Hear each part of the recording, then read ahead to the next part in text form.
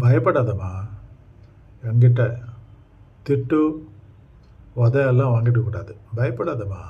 என்கிட்ட திட்டு உதையெல்லாம் வாங்கிடக்கூடாது. செல்ல பொண்டாட்டி இல்லை. Friends, welcome to the channel. Request, please like, share, subscribe and support us. உங்கள் லைக், ஷேர், சப்ஸ்கிரைப் பண்ணுறதுக்கு உங்களுக்கு என்னங்க கஷ்டம்?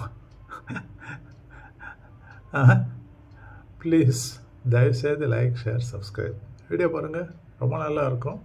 புருஷன் பொண்டாட்டிக்குள்ள ஒரு சின்ன ஆர்குமெண்ட். ஏய் தச்சு, நீ டெலிவரி யூனிஃபார்ம் எங்கடி காணோம்? அதான் துவைக்க ஊற வச்சிருக்கேன்டா. ஊற வச்சிட்டியா? இப்போ நான் எதை போட்டு வேலைக்கு போறது?